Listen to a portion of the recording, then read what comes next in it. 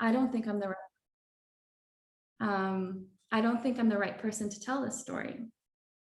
So second, what is your mission and vision? This year, I built a vision for myself and a mission statement to help ground the work further. And for me, I frame this as like who I want to be and how I want to be that person. So this kind of may sound a little bit trite, but I think of it as being an aspiring ancestor. I care about my place in the passage of time. I feel a responsibility to my ancestors and that have passed and those that will come after me. And my decisions, whether to take on a project, to work with a community, how I engage with that community, should reflect that. I focus my work on documentary and fiction stories that focus on displacement, belonging, and access to justice. So that's sort of like my mission vision, gives me a place to start from and a place to go. And then last, I build myself a matrix of resources. Sometimes this is project specific, sometimes it's bigger and broader work. Resources for me like the Photo Ethics Center, the communities I have in Women Photograph and Diversify Photo, or even the FMR policy that I just mentioned. I ask myself questions, how can photo voice factor into this? What are the methodologies that I want to bring to this project? And then who and how can I reach into my toolbox to really leverage that? What can I read? Who can I seed space to support?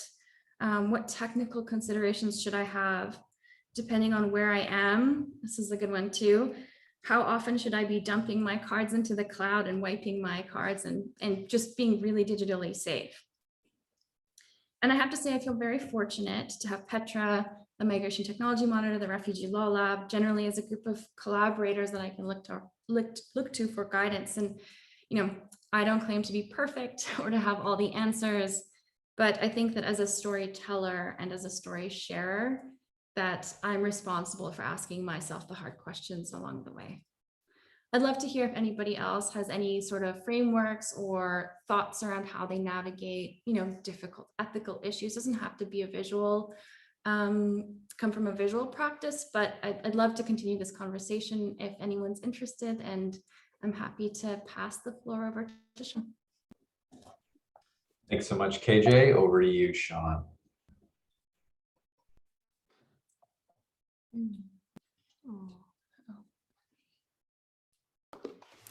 Thanks everyone.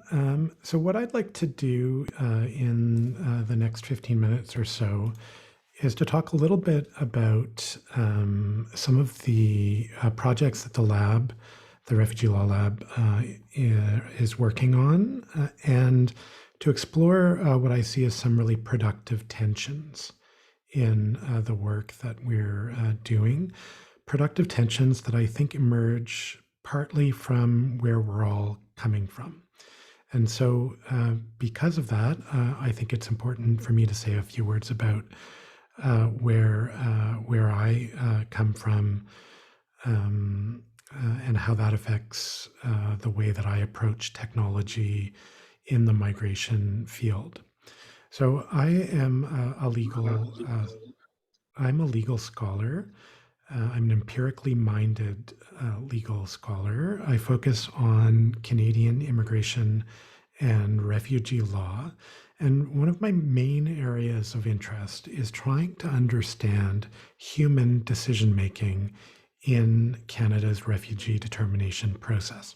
And so I've used a whole bunch of empirical methodologies, including quantitative methodologies, working with kind of data sets of decision making in Canada's refugee determination system. I've done work that uses experimental methods, running research experiments to try to understand how simulated adjudicators make refugee determinations. And what all of that work has suggested to me is that human decision-making in at least Canada's refugee determination system, but I think it's true of every refugee determination system, I think it's frankly true of every legal process, is imperfect. It's imperfect in that there are a wide variety of factors that influence outcomes in these processes that are not supposed to be affecting the outcomes. And so when we think of kind of the rule of law in the refugee determination context, one would hope that outcomes in the refugee determination process hinge on the facts of the case, what happened, and on the law. What does refugee law have to say about circumstances that are similar to those facts? But what my empirical work has shown is that that's not always the case, that there's a certain element of the luck of the draw whereby your likelihood of success in your refugee claim hinges, at least in part, on who you have as your decision maker. That if you're lucky, you might get someone who is inclined to grant you refugee protection, and if you're not lucky, you might get someone who is disinclined to do so.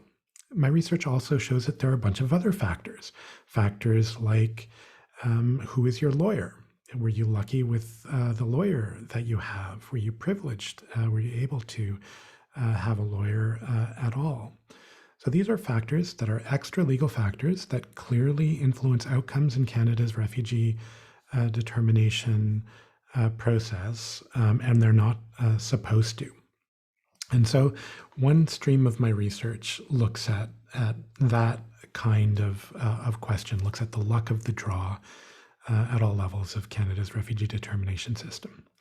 Another stream of my research tries to understand transparency in decision-making in Canada's refugee determination process. The basic question for that stream of research is when a decision maker says, here's the reason why I am granting or denying refugee protection, is there any reason to think that the account that is offered is in fact reflective of the factors that influence the decision? Or, by contrast, is a written decision justifying a particular outcome merely a justification, and that justification is not in any way tied to the actual factors that influenced whether or not someone obtained refugee protection? And just to give you an example of that research, I did some work with a colleague, Hilary Evans Cameron, where we set up a simulated refugee adjudication. We had all of the simulated adjudicators saw the same case file. It was a case file where the only issue at play was whether the claimant was telling the truth about their sexual orientation. If they were, they would obtain refugee protection because it was clear that they were experiencing persecution on account of their sexual orientation. If the decision maker was not persuaded that they were being truthful, then they would not obtain refugee protection. This is a really common thing in refugee adjudication, that the case comes down to credibility. And so we asked our simulated decision makers to write reasons explaining why they believed the person or why they didn't believe the person. But there was an experimental condition that we played with. That experimental condition was, in some cases, we showed a picture of the claimant, and the physical presentation of that claimant either tracked onto stereotypes about particular sexual orientations, or it did not.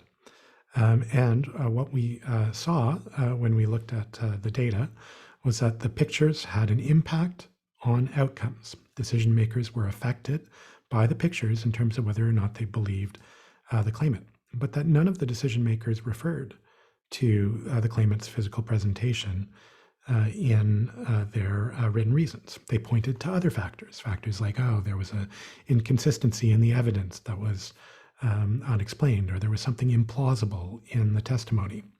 And so what I saw with that research, and doing similar kinds of research involving other types of refugee adjudication, what we've seen in that research is that there is a disjunction between decision making, so whether or not you believe the claimant, whether or not you grant refugee protection, and decision writing.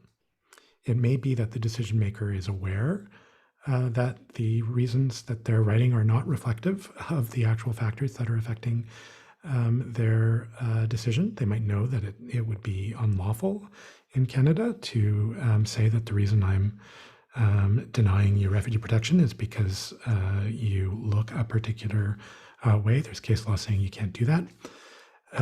Or it may simply be that people don't have insight into the factors that are influencing their decision making. Now, I want to be very clear that with regard to both streams of my research, the luck of the draw on the one hand, and the distinction between decision writing and decision making on the other hand, this is not a critique of the Immigration and Refugee Board or of other actors in this space. My sense is that people who work at these institutions are really doing their best in challenging circumstances.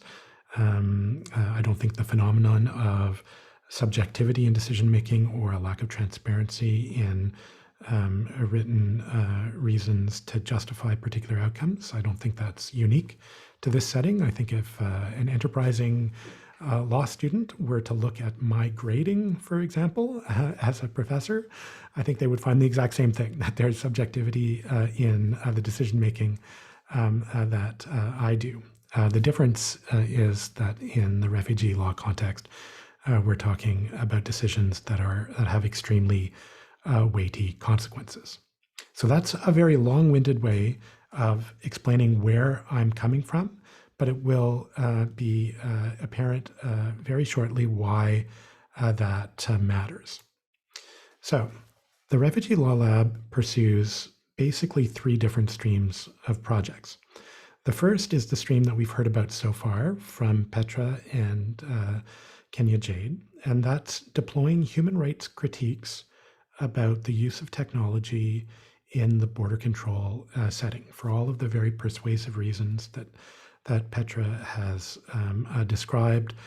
There are really problematic uses of technology in this space, uses of technology that I think would not be permitted in many other spaces. They're only permitted because the populations are made marginalized because they're involved in migration. And so I think these kinds of critiques are really essential. And part of what the lab is trying to do is apply a human rights lens to understanding these technologies, trying to really bring more transparency here, trying to understand what technologies the state is using in this area, expose biases, for example, in automated decision making in this field. So super important work. From my perspective, some of that work, some of the broad critiques of automated decision making in the migration law field. I don't think Petra's work does this, but I think a lot of the critiques do this. They start with some unreasonable presumptions about human decision making in immigration and refugee law. So the standard critique of automated decision making in administrative law is that algorithms, at least typical machine learning algorithms, are black boxes, that the training data is biased, that we don't really understand why we get to particular outcomes, that those outcomes might be discriminatory because of the biased data, that the outcomes are not fully explained. How could anyone ever challenge the outcomes because no one really understands what the algorithm is doing? My view is that that is equally, if not more true of human decision making. So I don't think human decision making is transparent, and I don't think human decision making is unbiased. So what should we be doing? Well, I think one of the things that we should be doing is making sure that we're criticizing technological approaches that bake in some of the problematic features of human decision making. But another thing that we should, I think, be doing is using the technology to expose the problems in human decision making.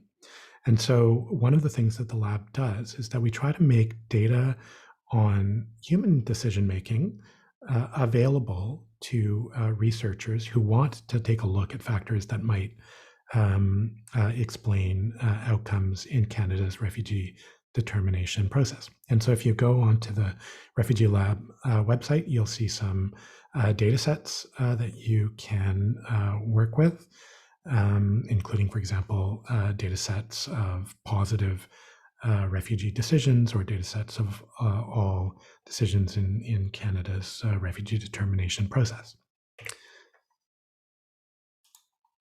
A second thing that I think that we should be doing is that we should be not only trying to use technologies like machine learning technologies, empirical technologies to study human decision making, but we should also be building our own technologies that are human rights enhancing instead of technologies that enhance the power of the state. And so one of the things that the lab is working on is a legal analytics app for refugee lawyers to help lawyers draw on insights that are found by looking at the kinds of data sets that I just mentioned in order to help the lawyers develop targeted arguments for specific decision makers. And so, for example, instead of making just a broad pitch, the law says that a person in these circumstances should get refugee protection, the legal app will help a lawyer understand this particular judge in this particular kind of case really cares about these three issues. And so I'm going to spend my time talking about those three issues, even if those aren't really the issues that are legally relevant. Some other issues are the issues that are relevant according to the case law, but that's what this particular decision maker cares about. And so there are opportunities to build this kind of technology, and the lab is trying to pursue that sort of thing. The fact that the technology can be used to do this, I think, shows the political nature of decisions with regard to the development of technology. So we can choose to create technologies that prevent people from migrating, or that push people into ever more dangerous routes. Or we can invest in technology that can help people secure refugee protection. The government can choose to invest in technology to increase program integrity and find fraud, or they can invest in very similar technology that's aimed to figure out whether particular decision makers are making racist decisions. And so the question is, for me, is not so much is the technology good or bad? The question is, what are the choices? Why is it more important to detect fraud in refugee applicants than to detect racism in border guards? Right. That question, I think, is a question that we need to pay attention to, and it's a question that the lab is interested in thinking about. So if those kinds of questions, whether it's deploy a human rights lens to critique state uses of technology in this area, whether it's let's try to create as much transparency about automated decision making and human decision making using new technologies, let's try to build new technologies that will be human rights enhancing. If all of that seems like something that you'd be interested in getting involved with, I would encourage you to get connected to the lab, to check out our website, to follow us on social media. There are exciting opportunities to pursue graduate studies at Osgoode and to work with us. There are exciting opportunities to do research assistance work for us. There are exciting opportunities to affiliate with us. So we hope that you'll find these projects compelling and that you will join us to pursue them. Thank you. Thanks so much, Sean, and thanks as well, Petra and KJ, for those great remarks and for sharing some of your thoughts and personal experiences on a subject that is obviously very important, but also really hard to talk about in a way that captures the gravity of what's going on for the folks that you encounter and work with. In the remaining time that we have left, we do have space for questions, whether folks would like to put those in the chat or whether you'd like to unmute yourself, either and turn your video on or leave your video off and ask questions either directly to one of the presenters today or collectively to the panel as a whole. Feel free to drop those in the chat or just go ahead and unmute yourself and ask your question.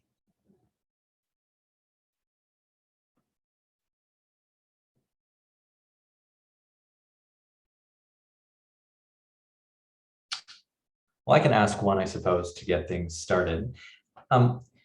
Petra, one of the things I think that was really interesting is the different ways in which you and Sean look at technology. And I think that point that Sean made towards the end about the ways in which we can harness technology to better appreciate the flaws in the system and to improve the system. I was wondering if you have some ideas about why that balance, I think, as Sean was stressing, sometimes goes towards the person most in need of protection rather than the state who is seeking to actually grant that protection. So what can we do to better understand that balance and to better appreciate potentially putting more emphasis on using technology to improve the system rather than to find flaws in someone who's presenting a claim to the system?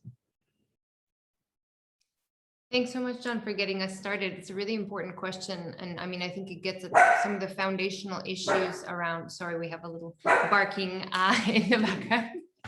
I think it really gets at some of the issues that are kind of the central tensions of why this is playing out the way it is. And, you know, I think what helps me to try and unpack this is to look at it from a historical perspective, because the ways that these power imbalances are playing out, it's nothing new.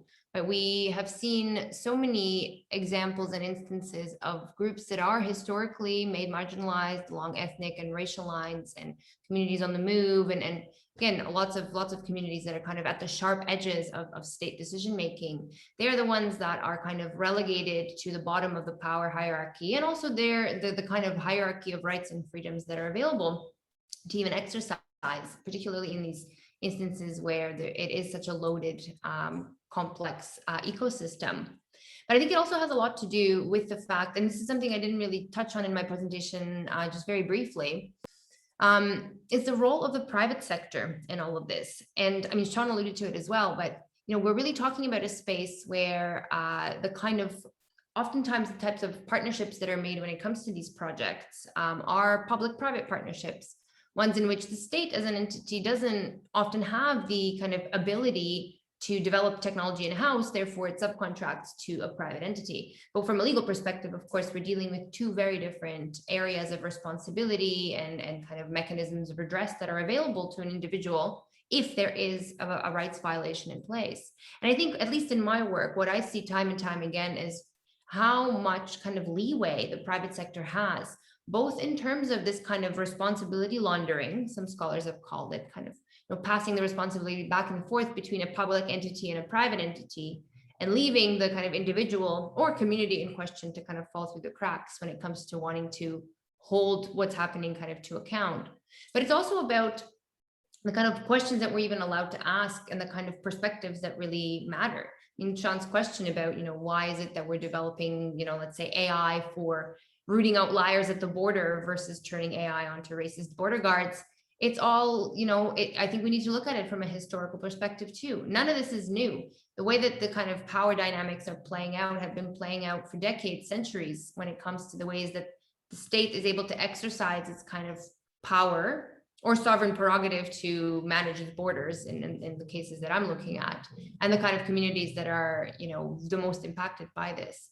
It gets at these broader philosophical questions. And I think we really need to have these broader perspectives represented in the discussion, because in many ways, and just to wrap up, I think the conversation has really jumped ahead, and now we're kind of looking backwards and trying to see what we can do about the ways that the technology has kind of been playing out already. But we're not actually having these foundational conversations about, are we okay as a society to be playing around with these high-risk technologies? Who gets to decide which communities are tested on and why not? And which perspectives really matter? Oftentimes it does come to the bottom line and the profit that is inherent in the development and deployment of the technology in the space. Yeah, I completely agree with that. I think it goes beyond the question of the private actors. So a lot of the cutting edge research in AI comes out of partnerships with university-based researchers, and so we can think about this in the legal space.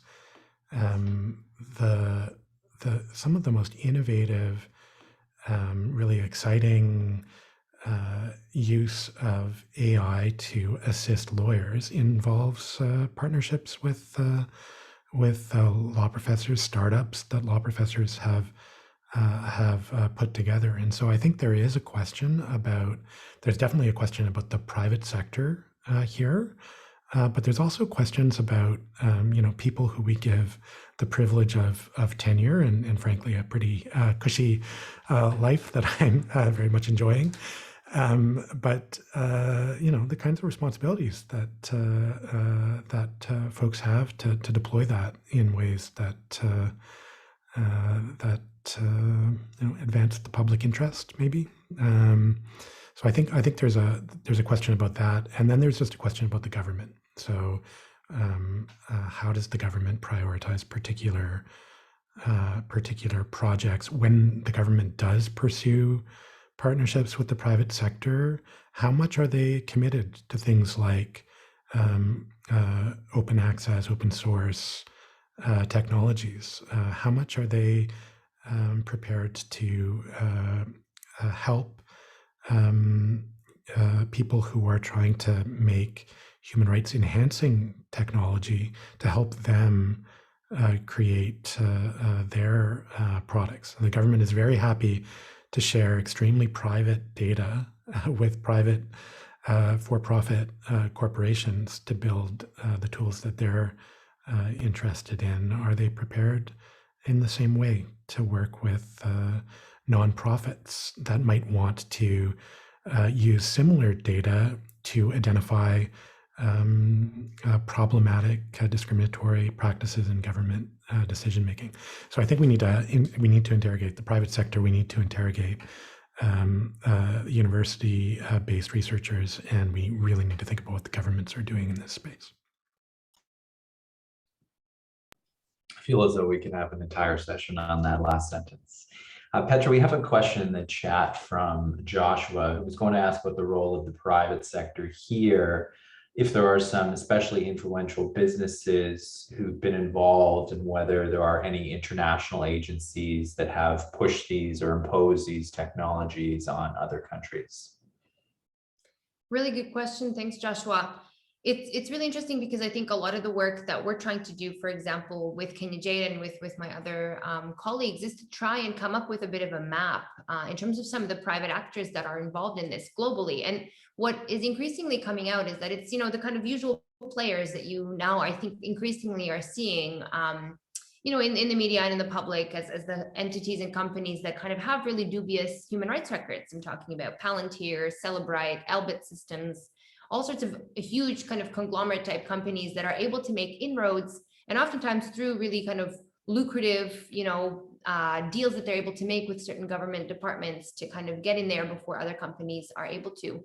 But what's also fascinating is in the most kind of recent time, I would say, I was able to attend a few different, kind of defense fairs and other conferences that kind of bring the private sector to the government in kind of a show of wares type of experience. And a lot more small and medium type companies that are kind of operating under the radar are also making inroads in this space.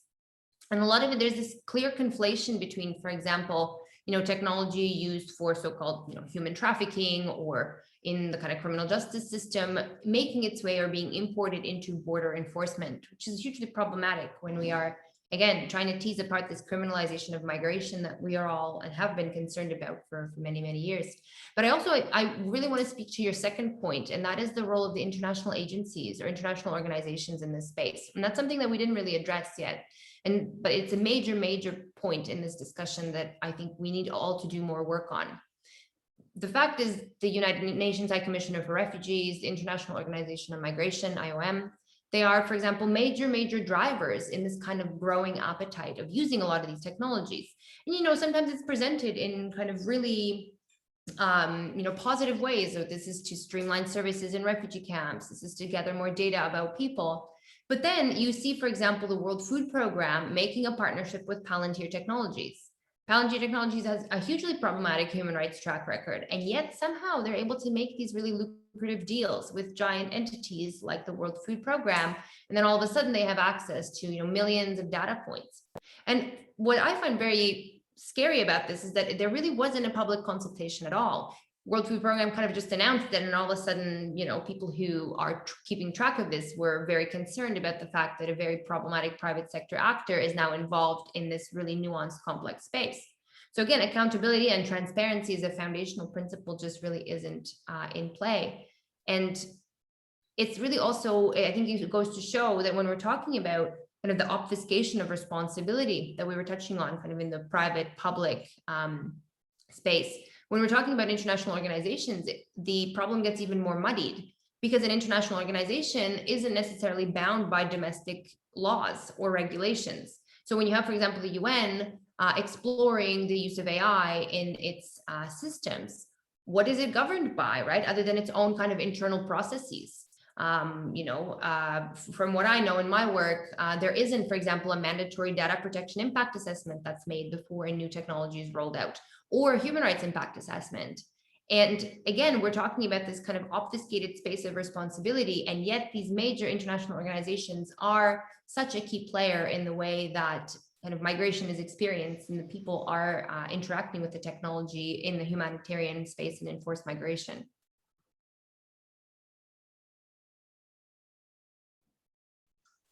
I suppose I'll ask another question while our audience percolates here with some new questions. KJ, one of the things that you talked about that I think comes up a lot in this space is the desire to want to tell stories, to humanize individuals in this space. Yet we also know that there are incredible privacy considerations and concerns in this space. So as you're approaching your work, one of the things that struck me was the mindfulness with which you are trying to ensure that you are actually respecting people's privacy while also trying to tell a story. I wonder if you had some views on the importance of story generally in this process, even though sometimes some of the personal narrative might be stripped away for privacy reasons, and how you seek to strike that balance as you start to tell someone's story, or even ask them to tell their story to you. Yeah, it's a great question. And it's a question that I'm honestly asking myself almost every day.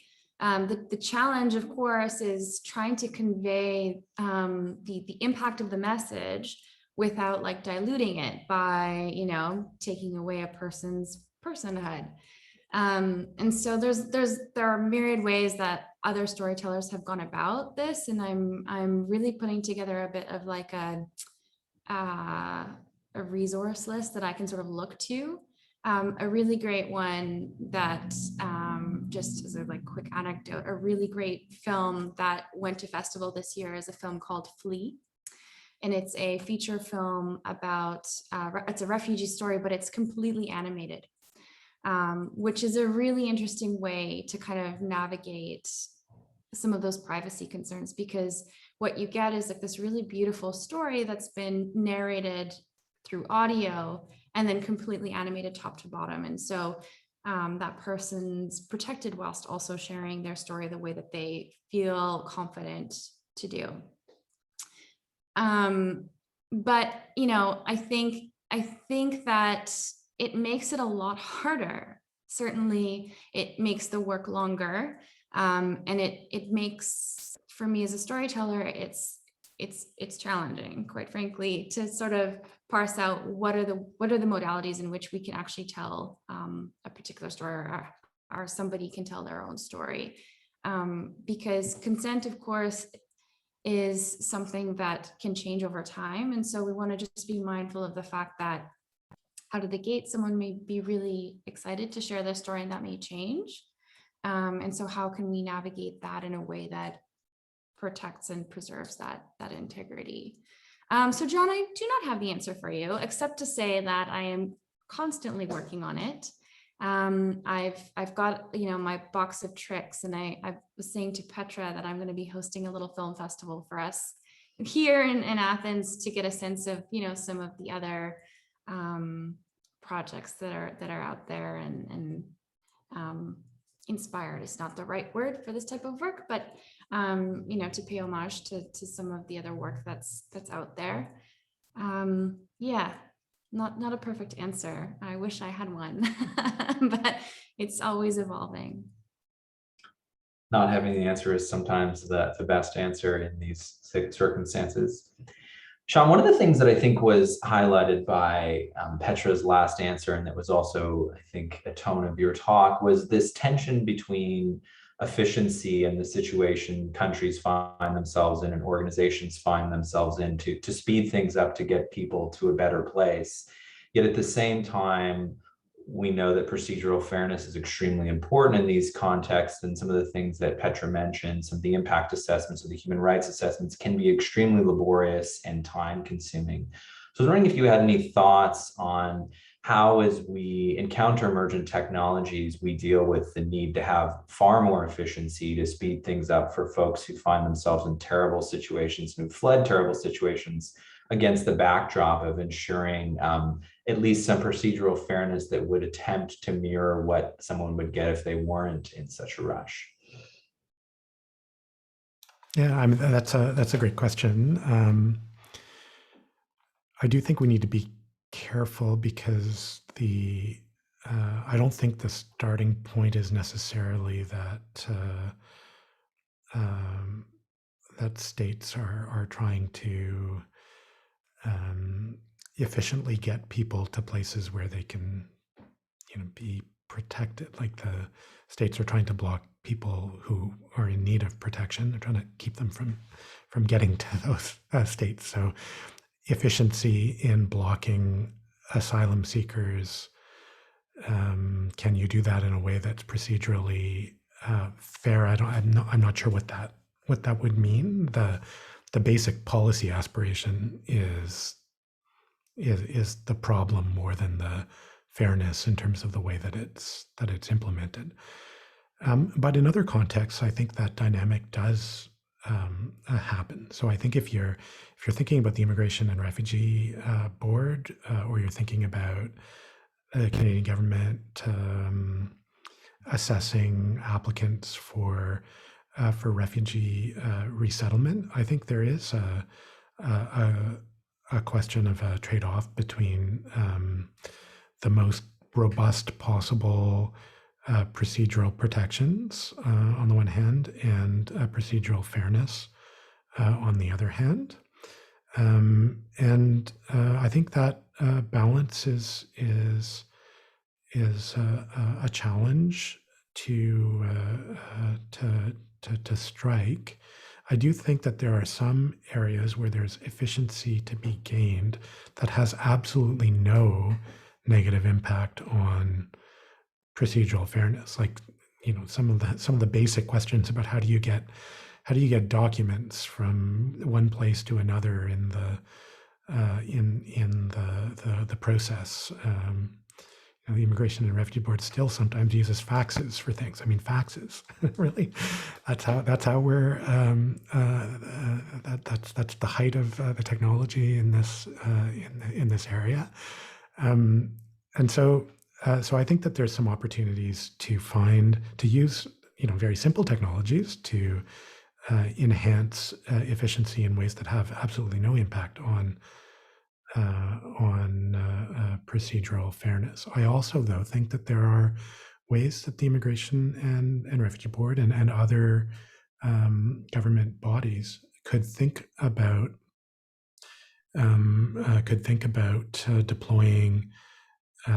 deploying technologies in ways that might not kind of at the outset obviously be about efficiency, but could down the road. So, for example, I've been talking a lot about problems in decision making, but there are just as many problems on the council side. So, lawyers for refugees, lots of problematic lawyers, and so could we develop better technologies to flag problematic lawyers for kind of investigations by legal aid programs or by law societies?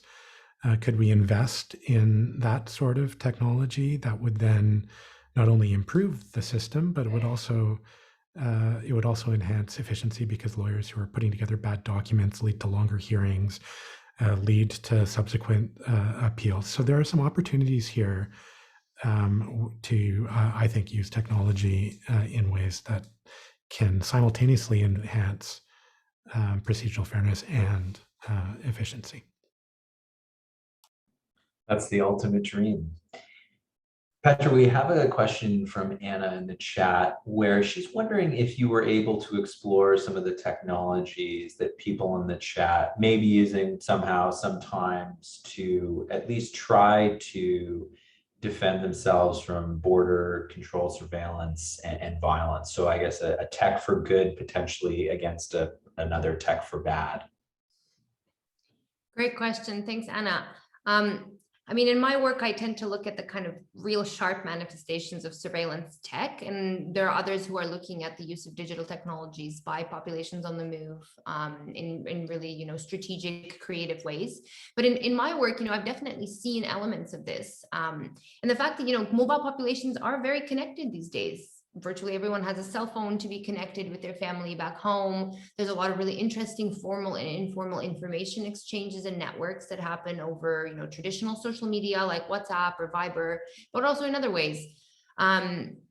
But what I find really fascinating are the kind of partnerships that people are then able to start making, for example, from within the community and then civil society, and particularly along the Balkan corridor and in Greece, as people are kind of migrating and trying to cross borders and enter European territory, particularly the Schengen territory. There's a lot of information that kind of changes hands in different ways, sometimes even through Twitter DMs, for example, between migrant justice activists and people who are currently on the move, who might be, for example, at risk of a pushback in places like Greece or Italy or Spain. A pushback is essentially where a state entity is implicated in moving someone away from, in this case, European territory, away from where they are technically allowed to claim asylum into a neighboring country like Turkey, which is essentially in contravention of a whole host of international norms and the basic principle of non-refoulement, or returning somebody back to conditions of danger. So there are people are using technology and communication techniques, to try and circumvent certain routes and also to gain access to resources. But it's also interesting because I think a lot of people are also still faced with the kind of really difficult experiences that you might have when you are, for example, in a refugee camp, and your only kind of lifeline, is your phone. In the island of Kos, for example, there is a holding center, a detention center in the center of the island, and it's notorious for taking, so people are allowed to keep their phones, but the guards there, for example, take a small needle and they break the camera on your phone. So they're able to get around the fact that people are supposed to still have access to their belongings and technology, because they're not technically in jail or in detention. They're there for processing, potentially for pre-removal, but all the standards that the European Union has set for keeping people in the camps apply. But for whatever reason, the kind of unofficial official policy on the island of Kos is to break people's cameras.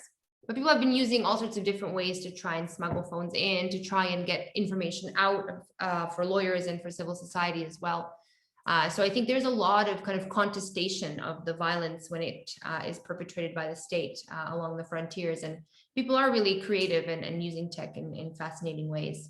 And I should also say, part of what we're trying to do, particularly with the Migration and Tech Monitor project, is to find ways to move some of the resources that are currently kind of concentrated in the so-called global north, or oftentimes at universities, like Sean was talking about, and get it into the hands of communities, so that communities themselves can document what is happening in terms of surveillance, so that this kind of, participatory action research commitment that is integral to a lot of the work I do, we can really actually put this into action and into practice. And we're also hoping that, as more resources kind of move towards communities themselves, there will be more and more kind of creative uses of technology, to defend people from border surveillance.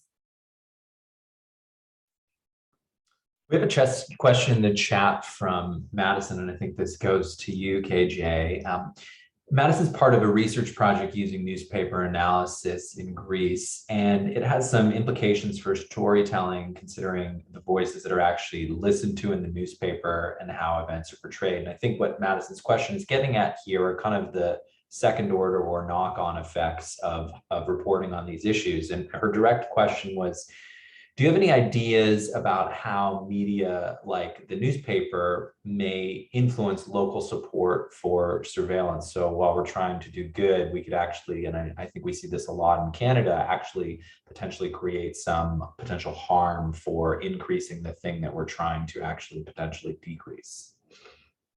Yeah, I'll take a swing at this. And then if I'm missing anything, Petra, please feel free to jump in. I mean, I think I'll just say that I can't speak to this particular paper specifically, but, when we think about the media generally, we think about whose voices are foregrounded, where is the paper positioned, what stories are they trying to tell, and why.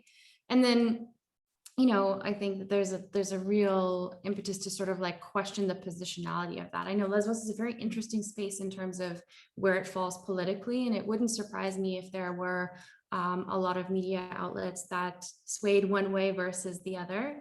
And then the other thing that I'll say is that, like, in the process of telling these stories too, as someone who's documenting surveillance, it's kind of hard to do the thing that you say you don't want other people to do, right? So I'm thinking about, how documentary is also a tool for surveillance. And so, like, how do we circumvent that issue? How do I work around that? And I think, a lot of that is just like grounding yourself with people who are actually doing the work and then actually doing the work. So yeah, I don't know if is there anything else you'd like to add there? Just perhaps briefly, to pick up on the Lesbos point in particular, this question immediately made me think of the fact that, like you said, Lesbos is positioned in a really kind of unique way, I think, on the political spectrum, in the sense that it's become also a breeding ground for a lot of far-right rhetoric, both kind of concretized around the migration issue, but just kind of generally when it comes to a lot of issues in Greece. And again, I think it's difficult to know exactly where, certain kind of storytelling and newspaper leanings might fall along the spectrum. But on Lesbos and in a lot of the islands, actually close to Turkey in particular, we have been seeing this kind of amping up of these rhetorics, anti-migrant, anti-NGO, criminalization, these kind of really problematic tropes around human trafficking. And, I think it really ultimately goes to what KJ was just talking about. It's whose story actually is foregrounded, and who gets to actually determine how the public then kind of takes in the story and engages with it. And in these kind of really charged political climates like Lesbos or Greece or frontiers of Europe or the US-Mexico border, or in some cases in Canada, it really is incumbent upon all of us to critically interrogate which stories get kind of pushed to the forefront and why. It's not a hard balance that you have to strike. Sean, we have a question in the chat for you from Joshua that was actually very similar to a question that was percolating in my mind, where Joshua asked you to speak to some of the political challenges you see in developing or deploying the kinds of technology that could help migrants and refugees. And specifically, Joshua notes that a lot of resistance and negative publicity could attach to some of this. And one of the questions that was percolating in my mind is, as folks criticize this, it's almost like we prop up human decision-making more, and we ask for more reliance on human decision-making, notwithstanding how flawed we know that it is.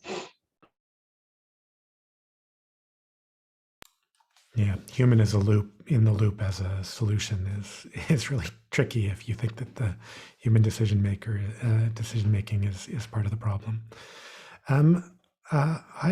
I think the question about political challenges needs to be broken down, and it needs to be broken down in a number of different ways. So I think the answer is different depending on challenges for whom. Does the Refugee Law Lab encounter any political challenges in developing this technology? I don't think I would say that there are political challenges. I think we face other challenges. We face resource challenges, but we also there are some tensions between, especially on the question of privacy. I think is a site where there are some challenges. To what extent should we be making? Just to give you one example, if you want to do machine learning work to understand how federal court judges are making decisions in immigration areas, you need to have access to very large numbers of decisions. Those decisions all include extremely private information about named people and some of the most difficult things that have happened to them in their lives. Sexual violence, for example.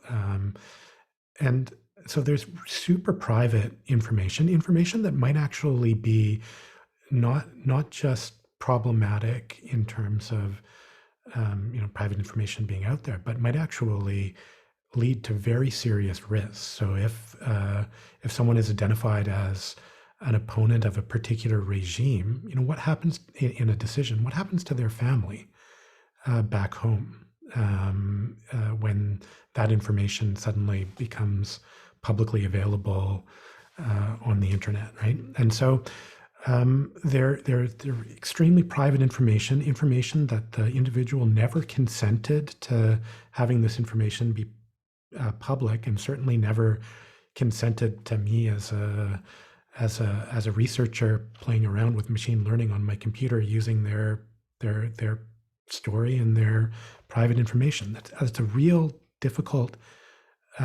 question, I think, for the lab about how we want to think about that. To what degree do we want to make these data sets, which are already kind of inconveniently available, not in bulk, but you can go get one at a time from online sources. Do we want to make these things really easily available to other researchers? So those are the kinds. That's not really a political challenge, but it is a challenge in terms of competing priorities and values. I do think that there might be political challenges in other contexts.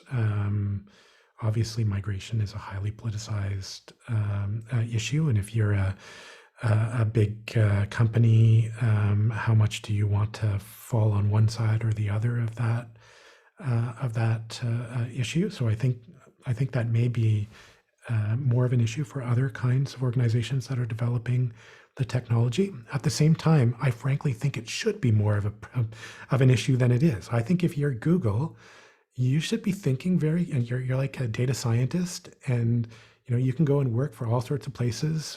Your work is highly in demand.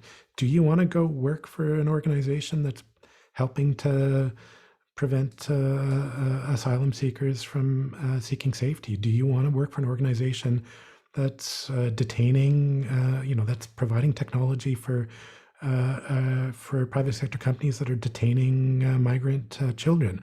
I think it should be politicized. I think it should be politically difficult for companies to build some of this technology. I think that is a mixed game, because there's lots of places where it would be, politically beneficial to associate with border enforcement technology. So it's a bit of a dangerous game, but I think it should be more balanced. And then finally, I would say it also matters who you're talking about. So there's this bizarre phenomenon of Canada announcing, oh, we're going to bring in 40,000 Afghan migrants, and at the same time, we're going to invest all this money in preventing Afghan migrants from coming to the country because it's unlawful to come to the country to obtain refugee protection without first getting a visa, and we're not going to give you a visa. So, are we talking about the quote unquote good migrant, or are we talking about the the undeserving or unwelcome migrant. So I think the politics here are complicated.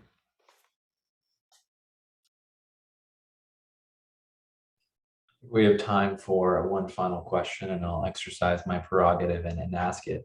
I think one of the things, and this goes to you, Petra, that Sean's question was highlighting, but I think it was really stressed in KJ's talk as well, is in this space, sometimes it's almost like researchers like myself or Sean are hoping that we have the data to show how flawed the system is when you can readily observe it. And sometimes we need that data to have change. But it's almost like we're asking folks who are already in some of their worst circumstances to give up a bit of their privacy for the folks who come beyond them and after them, so that we can find ways to ensure that their stories are captured in the narrative.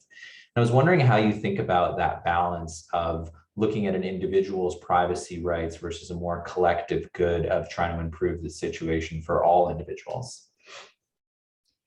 Yeah, that's a really, really good question. And I mean, I think it gets at, again, the kind of responsibilities that all of us have and share when it comes to the kind of projects we design, the kind of questions we ask, and also how we engage with the people that we work with. And, you know, when I've had conversations with people here on the ground about, you know, the work that I'm doing and the kind of questions I'm interrogating, you know, I think at first, sometimes people are very reticent to share details or their experiences. I mean, that's a normal, I think, natural kind of human tendency to really be protective over your information, particularly, as you say, you know, these are people who sometimes are in really difficult circumstances, and hopefully those circumstances are fleeting and they will change. And like Kenya-Jade was reminding us, you know, we don't want to necessarily capture someone's most difficult circumstance for posterity. But I think, at least in my experience, when we are able to have conversations that really cross-cut different issues and kind of try and get at the kernel of what this is really about human dignity, about people's ability to exercise their rights and to make fair systems out there, at least in my experience, people are very willing to share, both in terms of what has been happening to them, but also to then contribute to a broader conversation about how we can move forward in kind of creating a more just world. But I do feel like we have a lot more work to do. And you know, conversations like the one we're having today is also a great part of it. So I'm really glad that we were able to tease together some of these issues. Well, thanks to everyone for coming out and listening to our three presenters today. I think this room closes in about 10 seconds, and do check out the Refugee Law Lab in terms of the 3 streams of research that are highlighted in all 3 of our presenters' work today. Thank you so much for attending.